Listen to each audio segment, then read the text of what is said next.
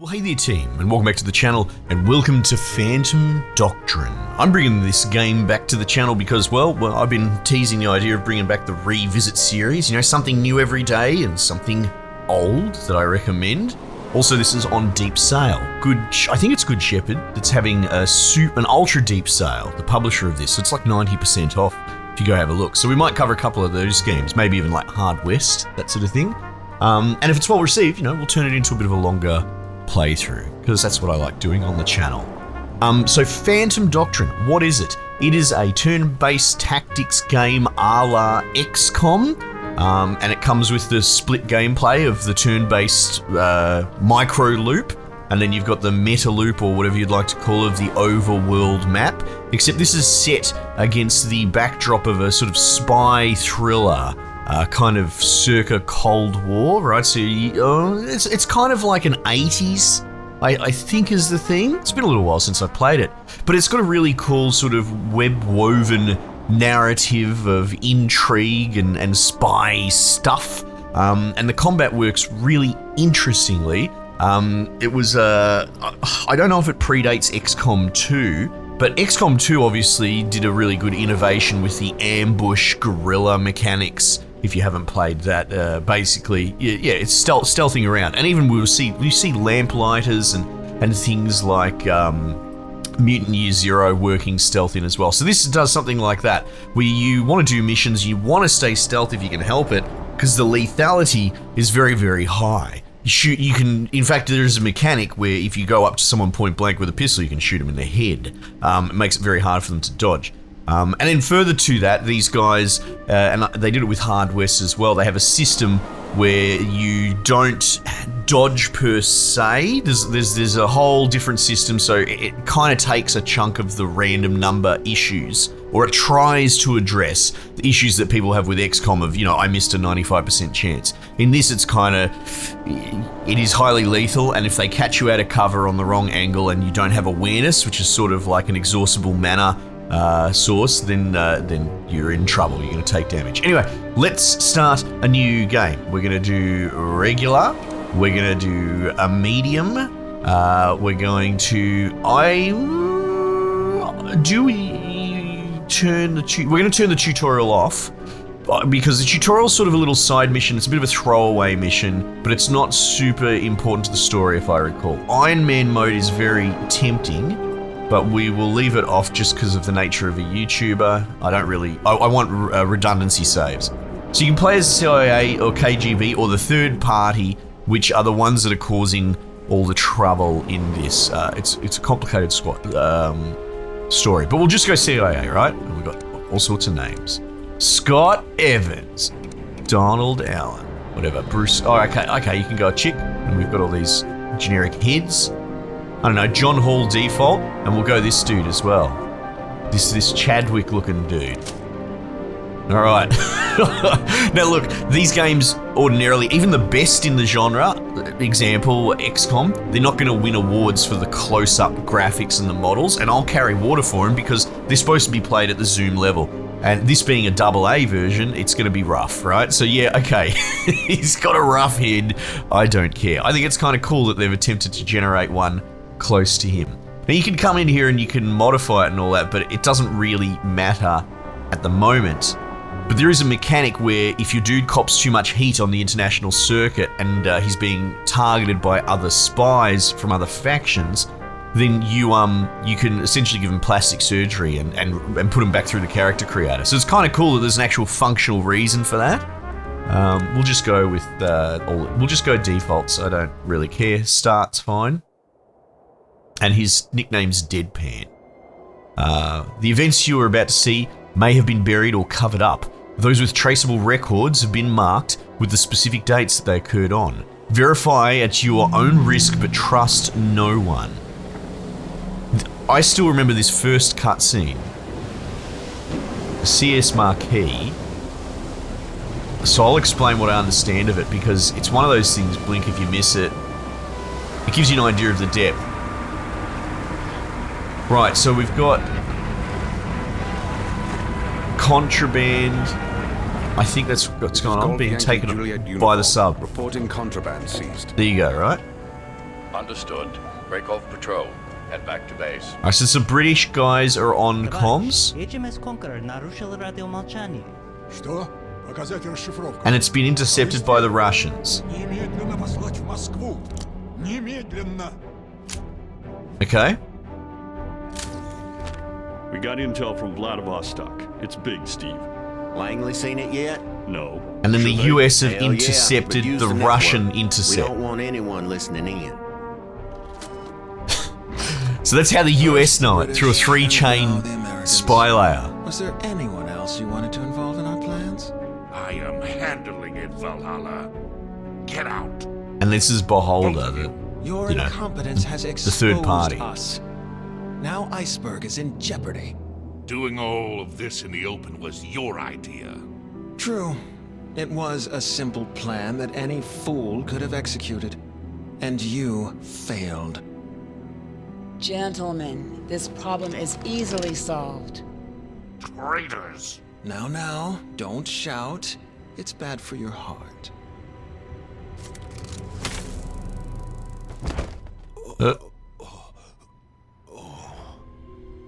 Right, so we've got a coup inside this Beholder group as well. So anyway, it gives you an idea. It's one of those you have to pay attention. Now, one thing I'll apologize for, that's not for me to apologize. I've tried to rebalance the voice audio, and you just can't do it. I've got the voice volume turned up as much as possible, but even in cutscenes, it's low. Essentially, when they've done their audio mixing, they've kind of shit the bed. So, you know, we've got subtitles, and I'll talk through it, but I find it difficult to hear. Unsanctioned raid White Fish in Sargodha.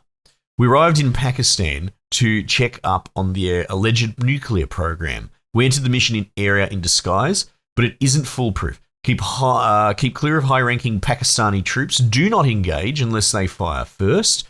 Confirm the existence of the fission device, then evacuate before they know that we were even here. Now, I'm not even sure if... No, this does tie into the greater plot.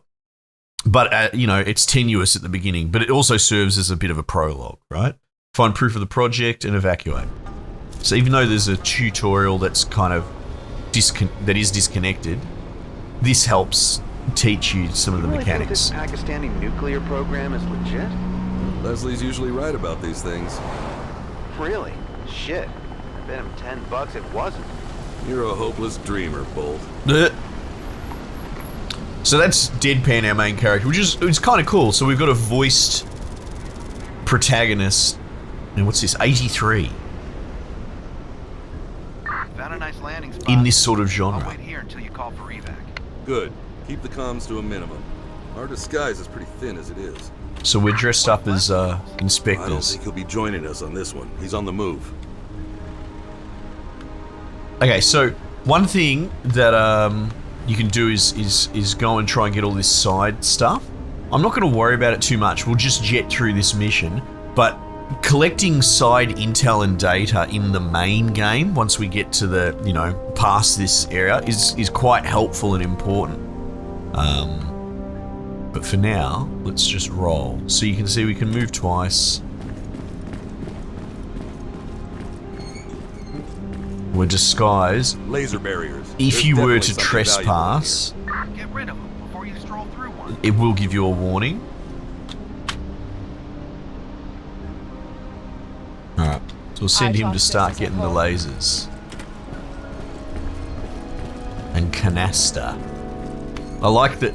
It's such a clever thing that you don't see much. The James Bond, the spy organization. You know, it kind of predates internet handles, and yet having What's cooking? these cool little names is kind of part of it. All right, so we can open this. You can see that dude's there. Oh, hang on. There, we need to do that. Now, the issue is interacting with something like that will draw attention. And she's not going to move. See, you can hover over him, you can see his patrol path. So they're both going to have to be taken out, because if we knock her unconscious, the other dude will just turn around and see her. So there's a little bit of forethought required. And then this guy's just standing there. I don't think we need to bash him, but we might.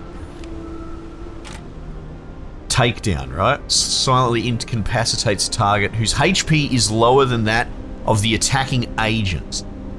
So you can see 89, 45, so you can do that. And the main reason, as I can sort of tell from this, is you will often come up against, well, not often, but you're trying to root out their enemy agents while they're trying to find yours and find bases and all that. So there is this counterplay. It's almost like another AI faction.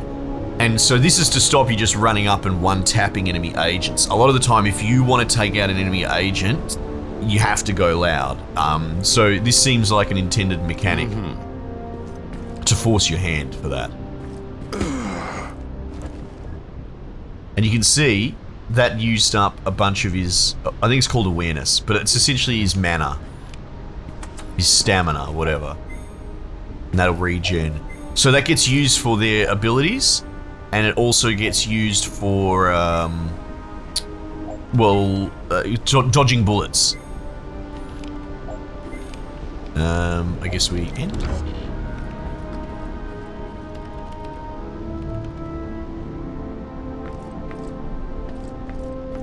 All right. Hey. Oh god, it's good to be playing this again. So he's going to patrol back around. Same story. We're going to karate chop this Sheila in the neck. And I'm going to do it with this dude as well. Like, we were looking at Lamplighters a little bit the other day. Which, man, maybe I will do a playthrough of that. I really like that. But that had ceilings on the stealth mechanic you could do. Like, you could only take out 3 dudes before you have to go loud. And so this mana system sort of helps address that a little bit too.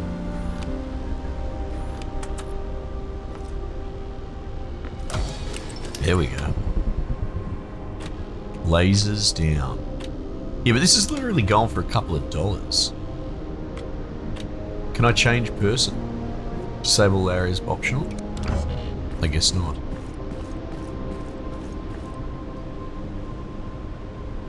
Yeah? Yeah? Yeah. You can just jump through the windows. Yeah, bugger it, why not? Alright, let's roll out.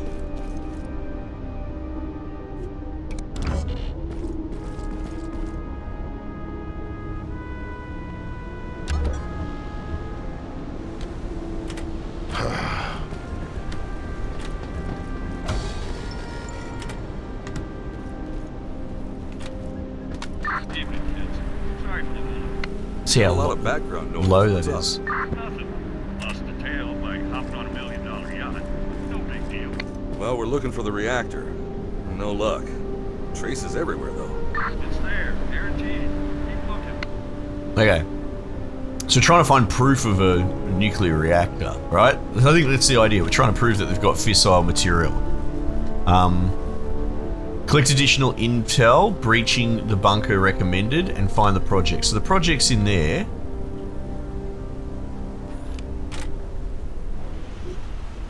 Okay.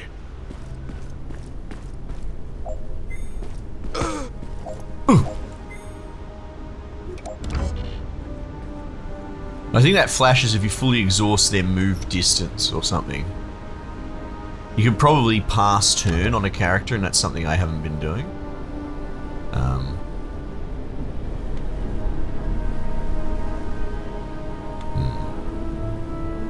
Let's have a look in there first.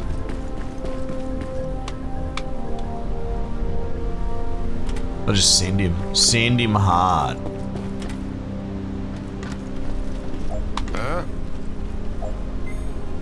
So we got, what, 3 scientists in here?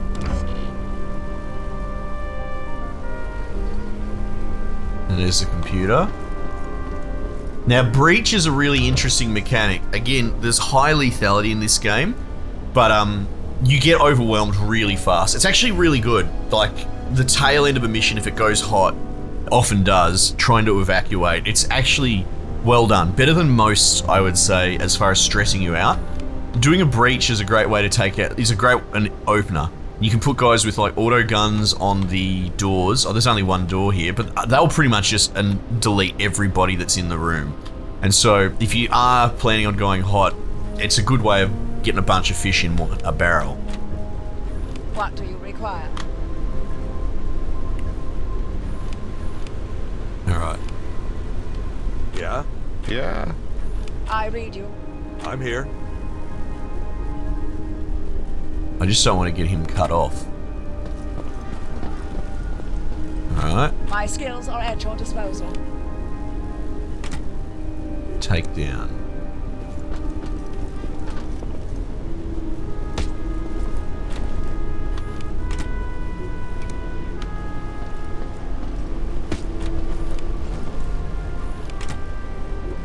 Look at that. Karate chops for everyone.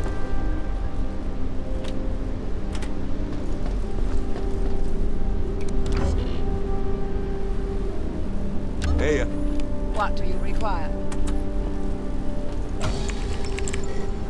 Leslie, Bolt totally owes you $10. We've got a reactor and what looks like a fission device. Then the test is imminent. Get out of there, now. Copy. We'll save some legwork if we jump over the wall from the roof here. Bolt? I heard you. Activate your beacon now. I'll meet you at the LZ. Okay. And what we'll do the breach on the way through. Hey, Yeah?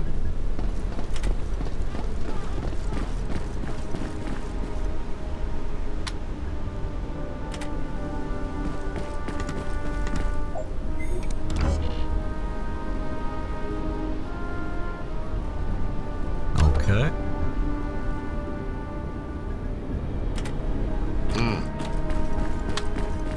Now, if you go... here we go, breach. He's just going to do it on his own because he only has enough moves, but it will pull dudes in next to him. Look, he's got an MG in his pocket. So we'll make sure that they've got movement for it. But if you... Uh-oh. Jiminy Christmas! I guess that's their test. Deadpan, come in. we're alive, Leslie. Oh, good. All I had was static there for a minute. They must have done a test. What happened? The test? It didn't blow us to pieces. Cold test then. No fissile material. But they have the technology. Yeah, right. Cool. So we're going to do this breach. Nearby agents move into a designated area. Requires at least 2 agents with firing capacity. So you can't do it with one guy. Alright, here we go. Confirm. Look at them, guns out. No Russian. Spotted. Be careful. So now we're hot, so all those other guards are going to come running to For a investigate. second, I almost believed you were worried about us. My skills are at your disposal.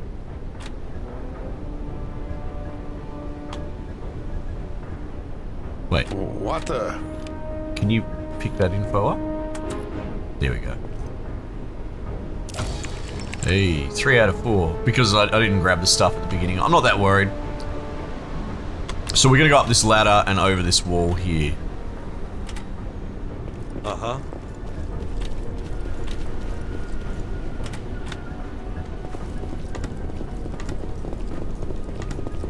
Oh, he's going to block the way.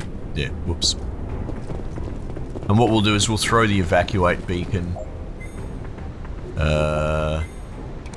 Evacuation. In this case, we've only got one choice. And it has a timer. But then, I don't know if it happens in this mission, but then there's a trace timer after it. So if you take too long getting into like a van or whatever to get out, it compromises your base on the overworld potentially. It makes the danger level go up, and eventually the enemies will zero in and find your base, and then they'll lead a raid. So a lot of the mechanics are really clever, and they're considered for sort of in-universe. We might get popped at out in this open area, but whatever. Yeah?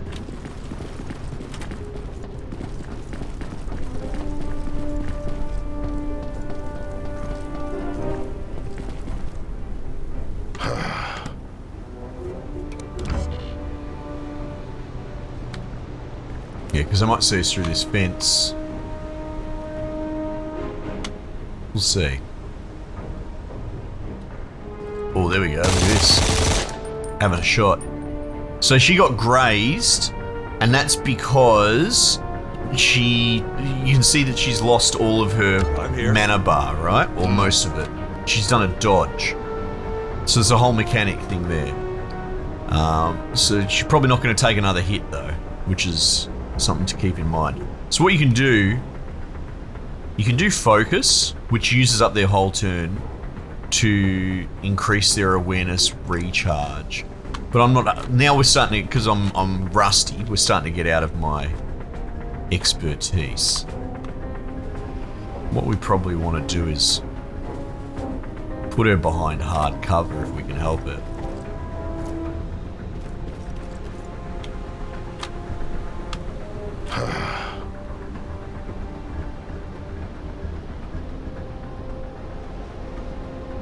Now, if he were to attack, because of the type of gun he's got, 1 move, 1 attack point, you can do Overwatch as well. And then the pistol has a different suite as well. Like, you can do headshots, but it costs you a shitload of awareness, right?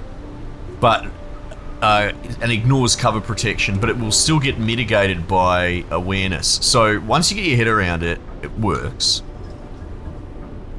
I might just go for it, right? She's in hard cover. He's got his awareness still. That's a bit poo. I mean, not to bait it, but let's put him up here as close as we can. He's on hard cover. We'll see if that affects if he gets shot at.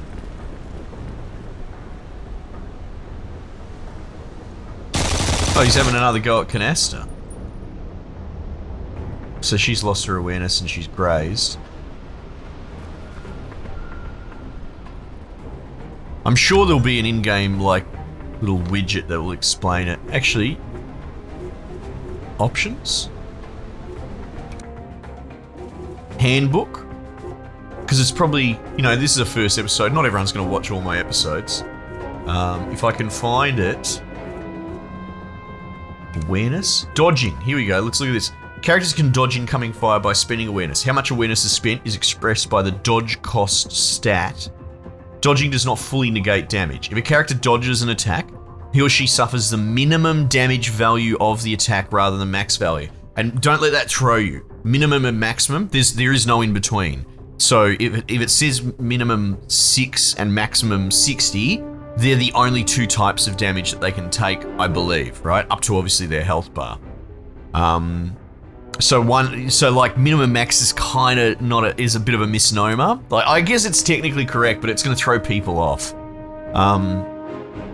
The same applies to your enemies. Characters can dodge an attack at point blank range, right? So in small spaces, when you're infiltrating, running up and shooting someone in their head point blank is actually a really legit strategy to circumvent their dodge. Resume. Yeah, so I believe the amount of dodge that you use is the amount of damage that the gun does? Oh god, it's hard to tell. Maybe then you do take partial damage, like if you can only dodge so much. Oh my god. How much more? 1 turn? My skills are at your disposal. Might give her a shot. Fire at selective enemy. Can't see him. Overwatch actually is probably worth mentioning as well, because it's actually really clever. There's 2 types of Overwatch. There's one close quarters like this, a 360 room coverage, but when you push out into an arc, it becomes blind spotted, right? So if you do this and someone runs up next to you, you can't shoot him, but you can also do this to try and hold a close quarters area. Bugger it. I'm going to put her on Overwatch. I'm going to run him up to here. And then I don't think this guy has anyone to shoot at. So same story, I think I'll Overwatch him also. Okay.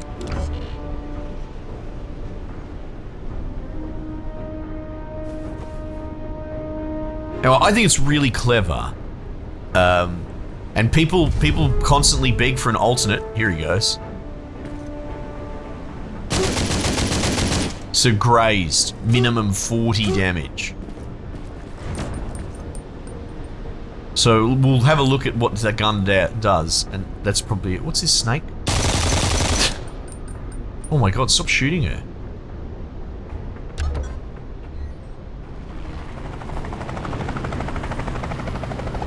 Now I think that they're forced to do minimum damage because of the cover. I think that's what's going on. We can try and check it with our attack types. Hang on, I wanted to check. There you go, 80 and 50 minimum. So, I wonder why he only did 40. It might have changed, it might be different, it might be all range dependent. Fire at selective enemy, reduces target's awareness and suppresses its regeneration. Okay, so like using that is a legit strategy. I don't think you've got any other options. What else we got here? Fire at selected target, 4 and 0, right? You can see there, the minimum is 0. Anyway. Cool. I think, can you make it to the extract? You can.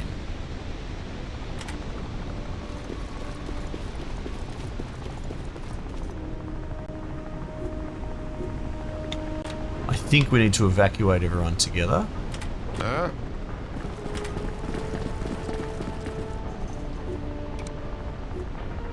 Evacuate all friendly agents. Yep.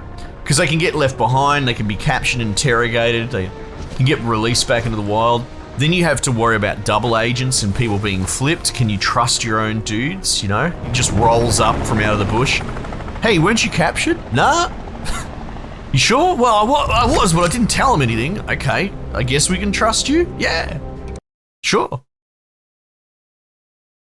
Chapter 1, Outfoxed. Leslie, my mentor, who we had on the radio, and he was tipping off what we were doing then, asked me to investigate rumours of nuclear research in Pakistan. During our incursion, we witnessed a cold test of a fission device, which means the Pakistani are at most months away from gaining nuclear capability. Somebody had to sell them the technology, and this is when it starts to tail into our sort of spy James Bond part. New agent candidate Dragoon can make smoke prints, and we've got a secret file. Okay, cool. So we're debriefing. There's our little team. She's a bit wounded. Fender's on the line. Someone must have told him about our little trip. Put him through. Agent Deadpan, I regret to inform you an inspection of your operations is imminent. Why is that? Hard to be sure, but my money is on the allegation of an unsanctioned operation in Pakistan. I literally have no idea what you're talking about. Yeah, you would. Leslie isn't your handler anymore. I am. Keep ignoring that, and you'll lose the squad. Fender out. Right. This might be bad timing, but you have a package from Leslie in operations. Right. So obviously we're running our own CIA cell, and Fender is our handler. And you can see there's a bit of bad blood. We're still tied in with our best mate Leslie, doing unsanctioned dodgy shit on the side, right? But for my patriotism. Okay, so let's go through. We've got all the different sectors here. Crew quarters. You can see here are all our dudes. And then they've got perks. I don't want to go into it too much, but essentially they can unlock more stuff as we go. We'll do this in another episode. But here's the weapons you can give him. You can give him armor. You would have noticed that he had a bulletproof vest, but they don't always. And depending on the mission and what's going on, you can have disguises and infiltrate, which is something you really want to do if you can help it. So often you're forced to take the DAO or the DAO or whatever you call it, and pretty much go in naked as disguised as a cocktail waitress or something like that, just to get past locked doors and infiltrate areas. So going in hard and heavy is usually not a great idea. In fact, bulky armor, I believe, makes your dudes more detectable, like suspicious. So there's a lot of disincentive there. We can hire that new dude, but we will get extra danger generated as well. But we'll come back to that. We've got the infirmary, which Canastra is auto-slotted into. We've got 2 seats in there, basically, and so she'll just heal over time. It's not a turn-based overworld, it's a real time, so once we unpause, it'll just run. What's this? The workshop. So in here, this is the forging spot, and what you can do is you can tell him to, make me flashbangs, make me gear, so your consumables get handcrafted by an agent that's assigned. These are the tech upgrades available that we can buy. Let's see. I'm not sure what we'll buy. Again, we're starting to get to the end of the clock. I just sort of wanted to show what this world map, overworld looks like, but this is your tech available, and I believe most of it is sequentially unlocked more from story progression than actual technology and research. Analytics is so cool, but do we need more intel? Here we go, right. Package from Leslie, this is what he sent us. That was some first-rate espionage work. I'm talking about mine, of course. Since my intel proved so accurate, I must assume the rest of it's worth checking out as well. I need another favor. Find the man called Aguirre. He's neck deep in this. Also, he's an asshole. Dossier attached, right? So we've got Aguirre's dossier. We'll back out of this because this is the info board or whatever. Right, analytics, investigation board, but you can just shortcut to there. I believe you can also slot people to here to help unlock intel, but I just thought I'd cover that before we go into it. So what we're going to do is click on this, and you go through redacted files, and this is kind of tragically like real intel analysts that I've known through my career. They think they're going to be James Bond, and all they do is write reports and read paperwork. They get so depressed too, and I've seen it happen so many times. Okay, here's a red herring to detract. What we're looking for a place, right? So I probably scrub this really fast, but you can actually get into the narrative. This is one of the parts we're doing this as a YouTube playthrough. I don't mind talking through good narratives. This is something that people will skim when they play on their own, but when we do it, we could probably go a bit more thorough. Here's a red herring to detract the public from the actual research at Redacted. Hire a con artist who'll claim he worked there. Give him minor, verifiable info. For example, the site's code name Wellbottom. Now, they're not asking for a code name. Oh, actually, place? Oh, maybe I'm thrown. Okay. Place. I guess it's the site's code name, but that's the point. If you click on it, you'll be able to unlock it. So that's what we get from this one catchphrase. But I'll finish the intel. He or she says the facility has actual UFO tech, makes bullshit unverifiable claims. For example, that the UFO is powered with element 115. Pick something close to the stability island so it sounds more plausible. Guy boasts... This is good, actually. Someone's taken the time to have a think about this little text. It smiles ahead of a lot of the writing we get these days. Guy boasts degrees from prestigious technical schools. Of course, there are no records of him. Of course, he says they've been erased to discredit him. You get the gist. Okay, cool. So now we've got Wellbottom at the core of this. We need to collect more intel. We don't have any really. And what happens is, as we pass the data, P-A-R-S-E, God, I just got to make sure that I spelled that right. Wellbottom is one of the core things, and we will start to get little things to go on the pin board with more catch tails, and we will draw the pins together, right? So I think it's a really fun mechanic, and what you can do if you don't really want to engage with it. Oh, hang on, we've got this here as well. Aguirre's dossier. Okay, so hang on. So this theory of conspiracy, 0 out of 11. Aguirre's dossier. So what you can do is if you have spare stuff like this, I think we could probably back out of that now. Can we? Oh, no. I think because this is the core idea, I have to do it. What I'm getting at is if you have these pieces of paper that need scrubbing, you can assign an agent to do it on autopilot on the site, I believe, so they can scrub for you. I suppose if you don't like the minigame, but it's easy enough to do. I think it's cool. Name Jerry Melendez, known alias as Aguirre. So this is an enemy agent we're trying to root out. Born in Arecibo, Puerto Rico. Impulsive and vengeful. Known history. In 1973, he's arrested by Puerto Rican police on charges of petty theft. Dismissed with a warning within the same year, arrested twice more, but every time walks out without serving time due to his young age. In 1976, sentenced to 25 years in local prison for murdering 7 people, including 2 of his own gang member, escapes within 6 months of detention. We're looking for an organization as well. In 1977, appears for the first time in DEA records. Oh, it's not the DEA in this case. As a local enforcer for Redacted in Miami. The DEA runs surveillance under Chilean Reps file. All right, so Chilean Reps is the org that's at the core of this mystery, and confirms that he's making money on the side as a talent hunter for several brothels. Evidence for multiple sexual assaults and kidnappings throughout the year, never prosecuted due to formal reasons. In 78, he disappears from the DEA's radar. Possible sightings in Cuba. I guess we all say Cuba these days instead of Cuba, right?